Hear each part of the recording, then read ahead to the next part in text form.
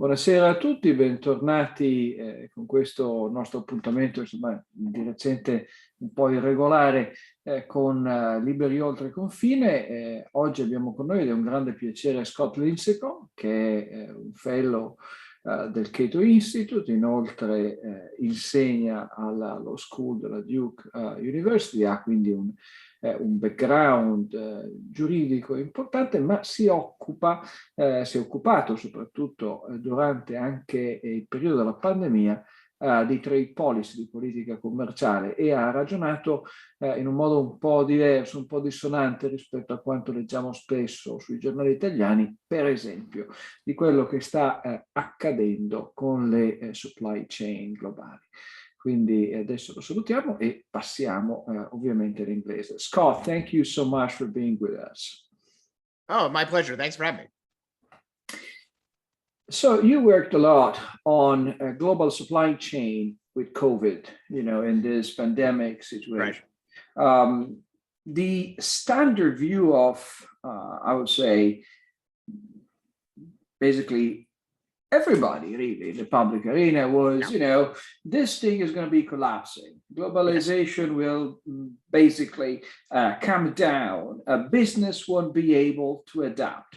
Right. So was that what happened really? Yeah, well, the predictions of and reports of globalization's death were greatly exaggerated. It's pretty funny, really, to look back to say March and April of 2020, when this first was happening, and when grocery store shelves were empty and trade collapsed because not every, but most economies were closed down, borders were shut. If you read some of the commentary at that point, the predictions were this could be the end of globalization. We could see supply chains all coming back home.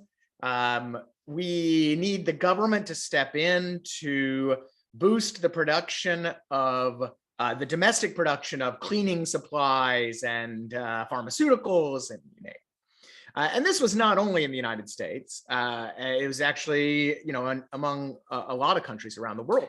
Everywhere in Europe, right. There was basically the tune of governments. I mean, we need to reshore pharmaceuticals. How is possible that we need to buy face masks in China?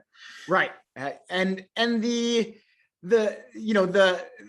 now looking at that, we see a bunch of flaws, and we should note, of course, that look, we're still living through supply chain disruptions right now. They're just different ones than they were back last year, which I think is the evolution of the market and of consumption patterns and the rest. But anyway, going back then, you see that there were a lot of mistakes. So the first, and I think most important mistake, at least here in the United States, the mistake was that the United States lacked industrial capacity, that we were totally reliant on foreign nations for PPE, N95 masks, pharmaceuticals, you name it. And that not only did we lack that industrial capacity, so that's the first mistake. United States, second largest manufacturing nation in the world. We have tons of onshore production capacity here. But the second mistake that is equally important, I think, is that everyone assumed that this capacity, these trade patterns were frozen in time, that they did not understand that the minute these disruptions began, thousands of people around the world shifted their supply chains and began working to fix the situation. Now, that means, for example, investment in the United States flooded into production of essential goods, medical goods in particular, but all sorts of other things. People who had no interest previously in making face masks suddenly were making face masks. Etsy had millions all of a sudden of people offering to sell face masks, good old, profit motive and some altruism as well. the other thing they didn't understand was that the domestic capacity we already had would shift a bit to start producing what was in need. So a great example is that domestic textile producers here in the United States, we do still have some textile production in the United States. It's mainly higher end, capital intensive stuff, but we still do. Well, those folks, instead of making $200 pairs of jeans, they started making 50-cent face masks. That's not what you want to do in a normal time, but during a pandemic, it made a lot of sense.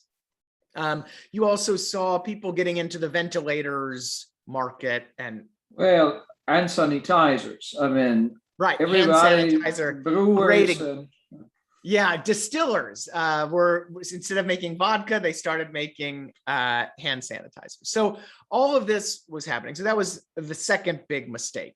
Politicians, policymakers, pundits that were thinking that the world was collapsed and was frozen in time didn't understand that everything was moving beneath their feet, invisibly. And then the third one that, again, is a just huge error is the idea that countries were going to shut down exports, that trade was going to end, that China or India or others were going to hold us hostage, that trade was not going to continue, at least once, again, some of the pandemic related lockdowns eased up. And that was also mostly incorrect. We heard a lot about India, for example, preventing the exportation of hydroxychloroquine when that was the big thing for President Trump.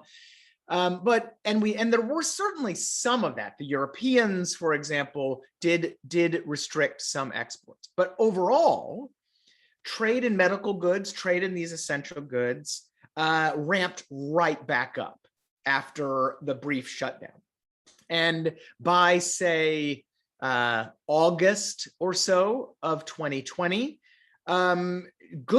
medical goods trade had really exploded, and there were few important restrictions. There still were some export restrictions in place, but there really weren't any that were in any way causing shortages here in the United States, or there really weren't any serious ones.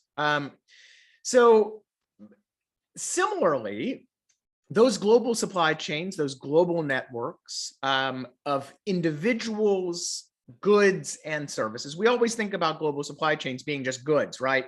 You put a widget on a ship, but turns out, of course, that a global supply chain is also people and knowledge, and of course, services. And what we didn't see, at least not that much, is that you had some amazing drug makers out there, Pfizer and BioNTech, Moderna, and others, using those global networks to produce the vaccines that have saved so many millions of lives, and of course gotten economies reopened, and really have just been minor miracles. And that again is part of that global network that was happening mostly invisibly. The stat that I've heard a lot is that the Pfizer vaccine involves, of course you have the German-American collaboration between BioNTech, a German company, Pfizer, an American company, but the vaccine itself involved raw materials and supplies from more than 80 different countries. If you look at the boards of directors and the medical officers in these companies, it looks like the United Nations. It's just people from all over the world. And that global collaboration was absolutely essential. I guess maybe in theory, the United States could have produced an all-American vaccine. We have a lot of pharmaceutical capacity here in the United States and a lot of knowledge on shore, but it's undoubtedly also true that it would have taken far longer, probably wouldn't have been as effective, and in the process, of course, would have cost thousands, if not hundreds of thousands of lives in those delays. So all of that really a testament to that invisible cooperation that our politicians just mostly didn't see. Absolutely. I do remember when talking about the vaccine, I mean, it was estimated that you needed, stuff coming out of 68, 70, 80 nations. Right. But at the very same time, of course, we were pumping money into the Italian vaccine, and because we wanted, to be independent if the next pandemic strikes and whatever it does. At the very same time, as you said before, we do see some global supply chain disruption these days. Sure. But it seems to me they're actually not the kinds of disruption that were predicted. Isn't it the case? Right. It's very much the disruptions that exist now are not, as mentioned, governments shutting down exports, or they're not China cutting us off from masks, or India from pharmaceutical inputs. The disruptions are far more about global supply and demand patterns. This is really, we're just, I think at the biggest level, the supply crunch right now is not factories unable to produce. It is simply a system that was developed based on a rather consistent and predictable supply and demand pattern. So ships going each direction, containers from one place ending up in another place and then getting filled and going back and forth. Those typical patterns have been wildly disrupted for all sorts of reasons. Countries opening and closing and then opening again and then closing again is certainly part of it. Another part is policy response. The United States dumped trillions of dollars into the economy to support businesses and workers. And, I think a lot of that was fine, even from a libertarian perspective. To the extent that the government shuts down a person's livelihood, it owes them some just compensation for that. To the extent that, as a public health measure, people need to stay home before the vaccines, this type of compensation makes a lot of sense. But regardless, that has been rocket fuel for American demand for goods. And meanwhile, you have, again, port closures, and Vietnam had, shut down. Countries in China had a zero COVID policy. So that type of mismatch keeps happening, and it happens in not just ships crossing, but with trains and trucks and the rest. And so that is not really a failure, like you said, of what people thought was going to be the problem. It instead is just simply sand in the gears of the kind of global machine. And it's not something really that would have been solved by reshoring all of our capacity, because we still were going to have labor shortages. A big problem here in the US is we can't find enough truck drivers or warehouse workers and stuff. So there was not going, and factories can't find enough workers too. So those types of frictions were going to be there regardless of whether the supply chain was a global one or a domestic one. And that goes for, truck and train capacity and the rest. So certainly it is a problem, but it's not the global supply chain problem that was predicted last year. Are there areas in which what happened was actually that global supply chains were so efficient, in changing, that now, of course, that's kind of bouncing back because they, changed areas in which companies and factories are working, and nowadays all of a sudden the demand for cars is popping up again. Yeah, and I think that you raise a great point that the production chain is really working just fine. Again, economic closure and reopening issues notwithstanding. The bigger issue is that the goods we're waiting for are sitting offshore. They just simply can't get onshore right now because of port backlogs and the rest. And I wrote a piece looking into those port backlogs, by the way, and it turns out that a lot of this is self-inflicted here in the United States. Decades of union resistance to automating our ports has made U.S. ports some of the least efficient in the world. And then there are all sorts of other policies. We put high tariffs on chassis from China. Chassis are used to transport shipping containers around the country. Once they get on shore, trucks basically hook up to them and drive them around. The Jones Act here has restricted coastwise shipping and put more pressure on inland transport. So, it's not the global supply chain or the adaptation you just mentioned has happened. I think that when the pandemic first hit, I think a lot of producers did say, hey, maybe we were a little over leveraged in China, or maybe we were a little over leveraged in Asia generally. Maybe we should have some more production in Mexico. Maybe we should have just a more diverse supplier base, regardless of location.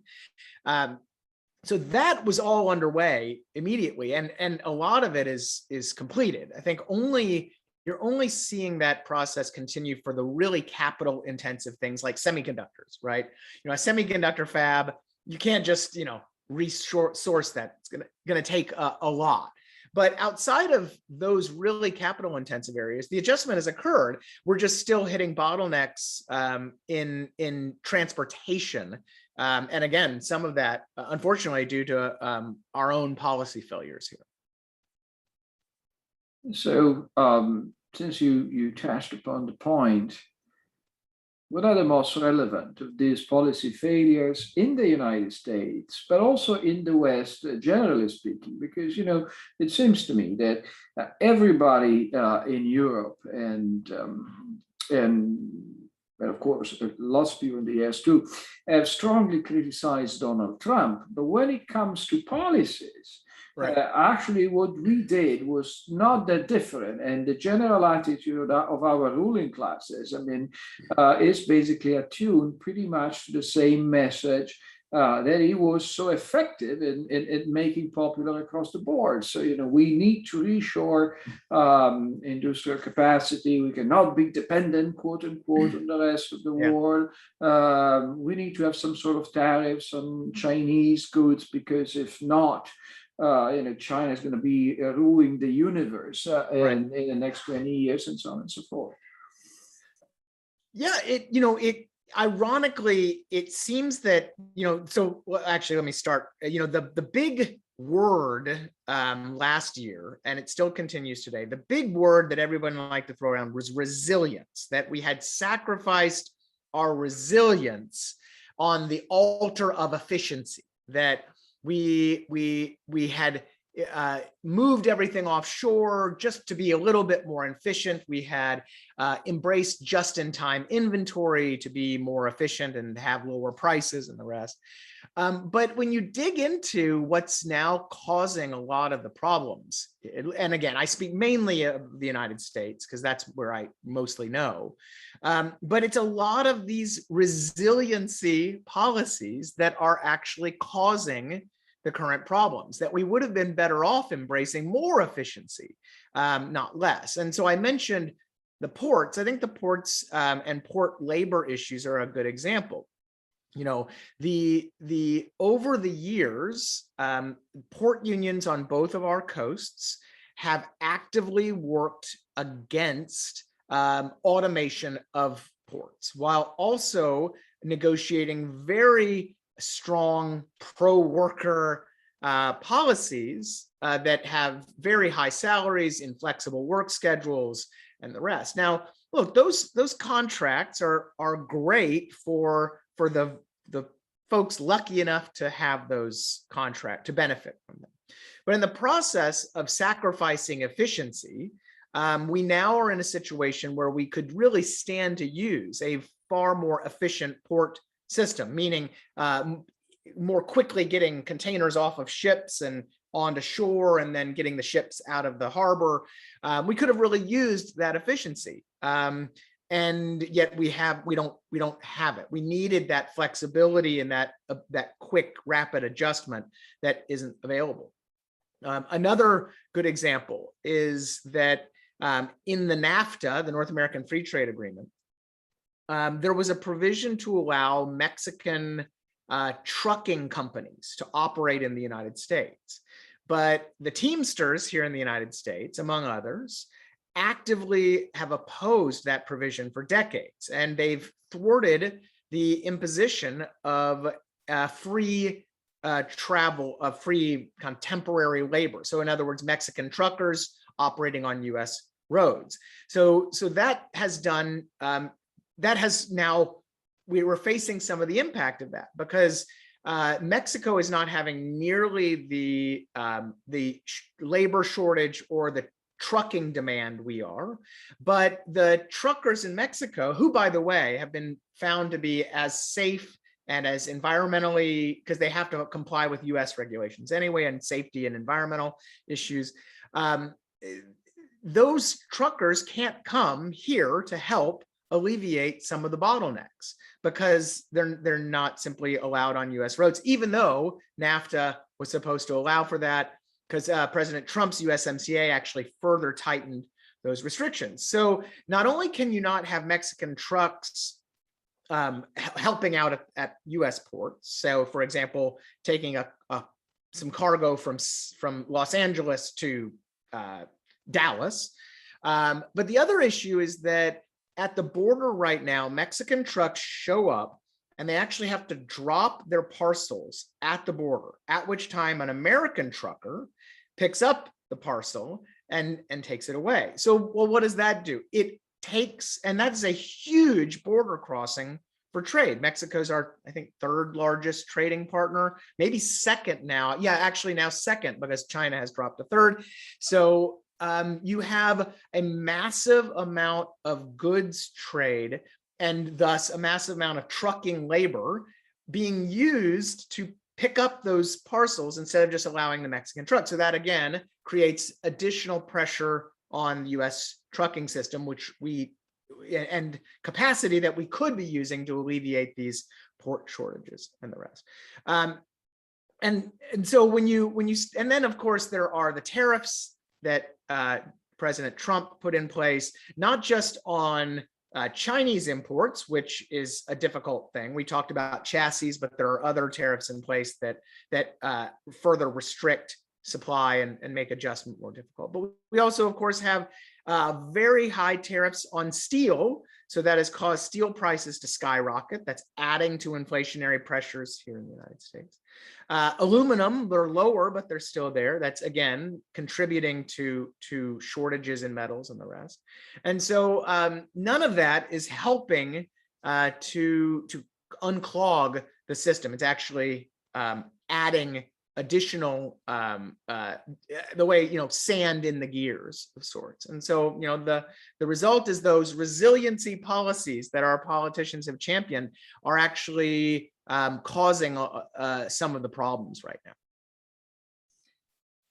If I understand it correctly, the US Trade Representative Catherine Tai recently came out saying that tariffs with China have been a failure. Yeah. Which, that's I think it's good news, having the US Trade Representative saying that. But are we going to be seeing a reversal of this policy, or do you think not? No, I think it's politically impossible. Credit to USTR Tai for admitting what everybody has kind of known now for 3 years. And that is that these tariffs have not contributed to a significant amount of reshoring production capacity in the United States. So there has been some diversification. So suppliers have moved to Vietnam or to India, but there's very little coming back here to the United States. Second, there really hasn't been a ton of capacity that's moved out of China. Some has, but really we've seen a bifurcation of supply chains. So we have now a China supply chain and a US supply chain. they tend to interweave a little bit, but then they diverge when it comes to the qualifying for originating status, we call it. So in other words, when you need to be made in Vietnam, so for the US supply chain, that's when the supply chain diverges. But really overall, there hasn't been a significant divestment out of China either. So it's failed there. Of course, China, the big harm of the US tariffs has actually been borne by American consumers. Studies have shown that, while there has been some trade diversion and there has been, again, like I said, some change in investment, the vast majority of the tariffs cost has been borne by American consumers, upwards of 90+%, which is a bit of a surprise. People thought that Chinese exporters would lower their prices, but they really haven't done that very much. The other big thing is that geopolitically, the Chinese government's behavior hasn't changed one iota. In fact, US-China tensions have only gotten worse. And now some speculate that that's because this actually emboldened, the US tariffs emboldened hardliners in China. It allowed them to say, see, the United States wants us to fail, so we need to take a harder line against, potential elements that might undermine the Chinese Communist Party. We need to take a harder line with respect to being independent and reshoring our own industries. And so that's been a failure. And of course, China continues with its human rights abuses, with its geopolitical adventurism and the rest. None of that has changed. And then maybe the most damning part is that Tai even admits that China isn't really living up to its commitments under this phase 1 agreement that the United States and China signed on to at the time. Now, again, anybody paying attention at the time kind of saw this coming from a mile away. I wrote shortly after that deal was completed that the way that the deal was structured provided China with almost no incentive to comply with the terms. And so it's not, I don't think, surprising that China isn't complying, not just on its purchases of American goods, but also on things like intellectual property protections and the rest. So yeah, it's been a total failure. And yet politics is not about facts, right? It is about the Biden administration cannot be seen as being weak on China because Republicans will, of course, play and criticize Biden for that. So they seem to be sticking around regardless of the pain they're causing and the lack of improvement in the US-China relationship. You've been writing quite a bit also on industrial policy, which is once again,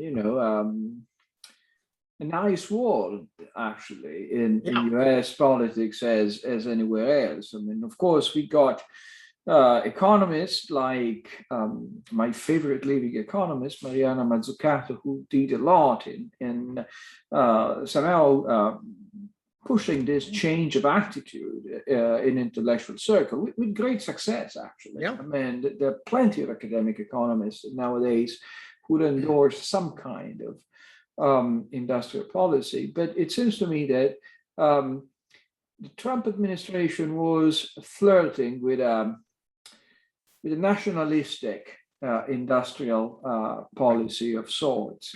But this administration instead is just dropping the nationalist adjective, and so they like the same thing, but interest group will need to dress up as green, environmentally friendly, right, diverse, woke, whatever.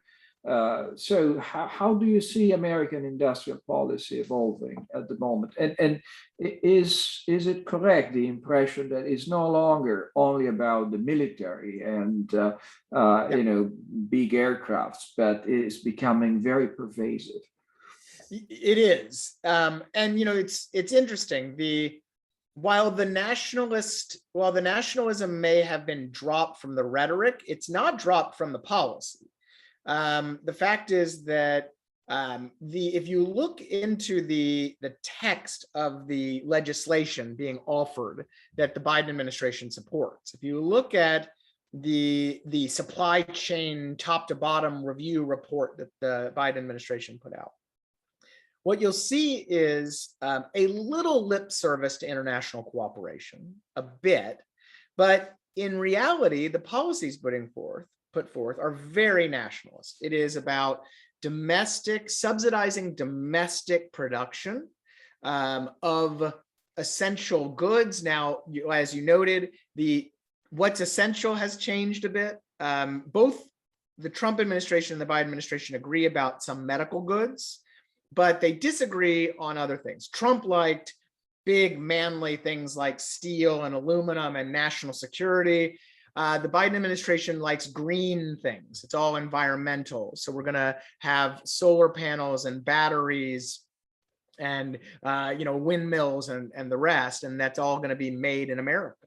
The other big thing they have embraced is buy American rules. So federal projects, so any projects getting federal money, they need to use American materials, American inputs, which again, very nationalistic.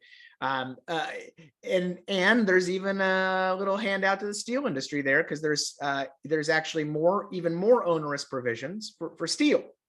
So the Biden administration has changed rhetoric a bit, and they've certainly changed their objective, but overall, then it's just as nationalist as before. And like you said, it's very much traditional industrial policy, picking industries via some grand national strategy and subsidizing them or protecting them, and in order to beat the market, right? The market hasn't produced adequate outcomes, and so we're going to beat it with good old industrial policy.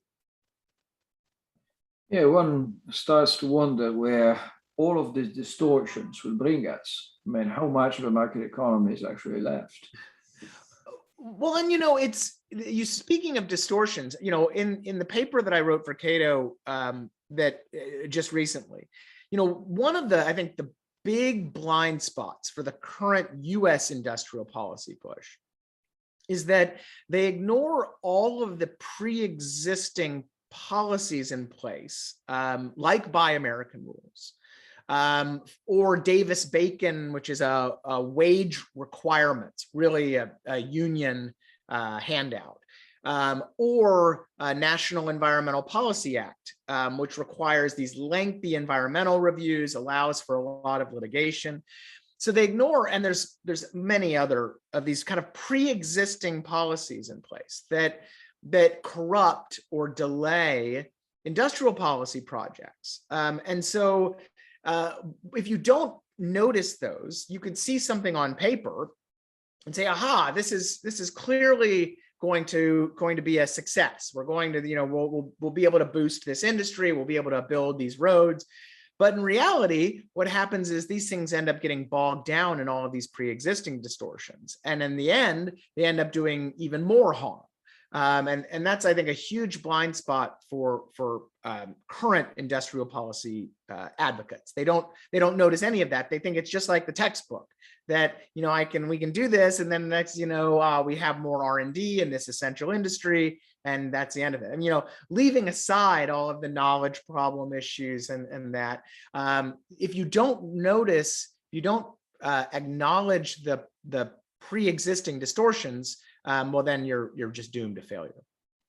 Yes, I think that is actually quite consistent with their rhetoric, because anytime people are calling for industrial policy, for more intervention, they typically describe the world we live in as if it was 1833. Right. So you got this unfettered competition, rampant capitalism, no regulation around. And so we need, some bright guys leading us to a better future.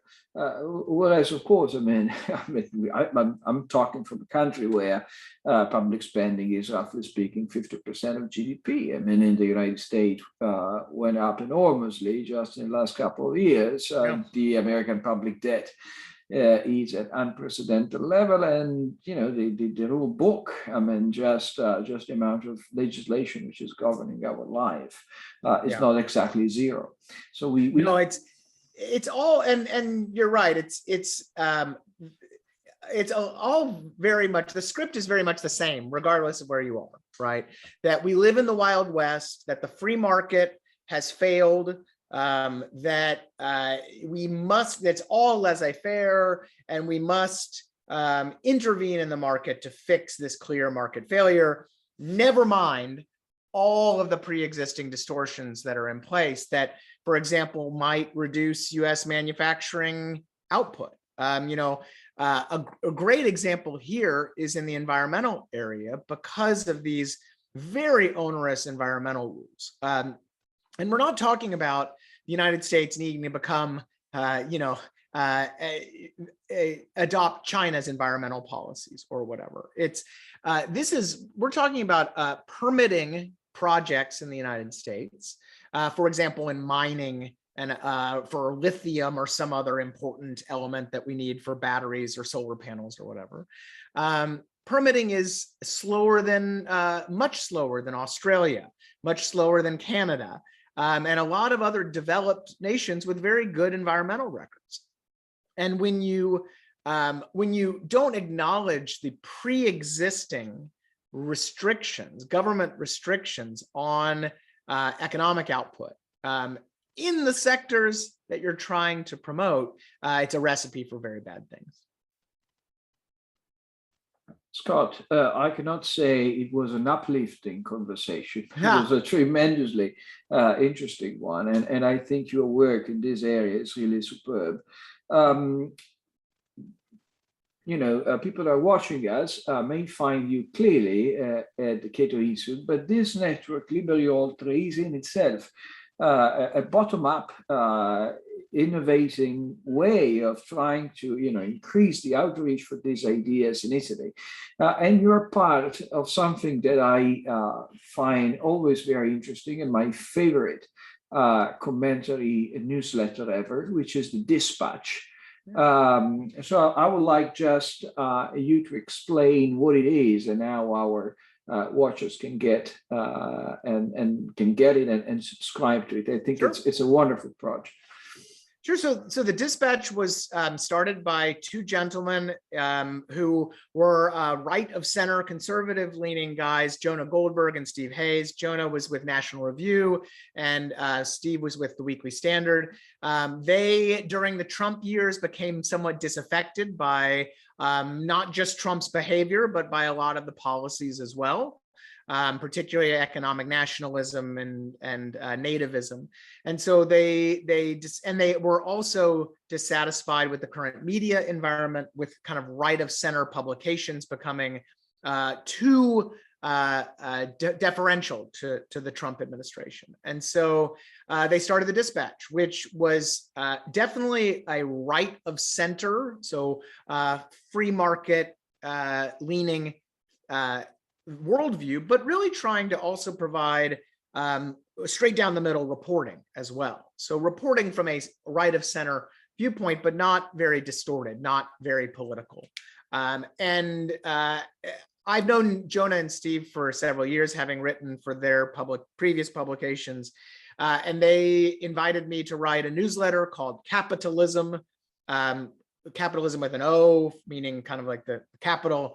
And there I just get to write on economic policy issues. So certainly we talk about trade and supply chains and industrial policy and all that, but then, other things as well. So this week, for example, I'm writing on the labor market and looking at some of the government policies that are depressing labor force participation. And so it's a look at all sorts of economic policy issues, again, from a free market perspective.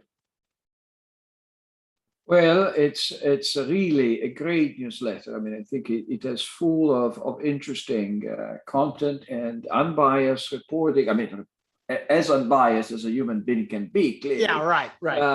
As you said, and a very interesting commentary. So it's the dispatch.com, so you can go there and give it a go and subscribe to it.